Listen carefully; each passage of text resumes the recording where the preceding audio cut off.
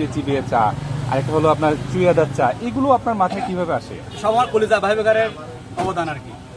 আচ্ছা, তো আপনার এই চা যে আপনি তৈরি করছেন, চা তৈরি করতেছেন বিভিন্ন দিনে, মানুষের রেসপন্সটা কেমন? আলহামদুলিল্লাহ আলহামদুলিল্লাহ খুবই ভালো প্রিয় ভাই। শুনছি যে আপনি চা তৈরি করে স্থানীয়ভাবে একটা অ্যাওয়ার্ড পাইছেন, বিভিন্ন মানুষের ভালোবাসা পাইছেন, তো যদি আমাদের একটু দেখাইতেন আপনার সেই অ্যাওয়ার্ডটা।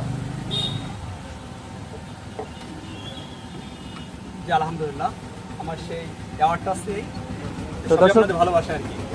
দর্শক, দেশে কিন্তু আসলে আগে কিন্তু গুণী মানুষের কদর খুব কম হতো, কিন্তু এইখানে আমি দেখলাম যে এই যে আরিফুল ভাইয়ের যে চাটা, আসলে এই চাটা যদি ভালো না লাগতো তাহলে কিন্তু এরকম একটা অ্যাওয়ার্ড কিন্তু সে পেতো না। হ্যাঁ, তো দেখতে পাচ্ছেন এই যে আরিফুল ভাই একজন সাধারণ চা দোকানদার হয়েও কিন্তু তার এই যে ভিন্ন ধরনের চায়ের জন্য কিন্তু সে এখন বিভিন্ন জায়গায় পরিচিত এবং স্থানীয়ভাবে কিন্তু সে অ্যাওয়ার্ডও পাইছে। আরিফুল ভাই, জি ভাই, এই চার আর ভ্যারাইটিস নিয়ে আপনার আর কি করার ইচ্ছা আছে? মাশাআল্লাহ সামনে একটা এমন একটা চা নিয়ে আসতেছে, আমাদের যশোর জেলায় সে চাটা নাই ভাই। আচ্ছা, প্রতি মানে কি বলবো 2 সপ্তাহের ভিতরে চাটা চালু হয়ে যাবে আর কি।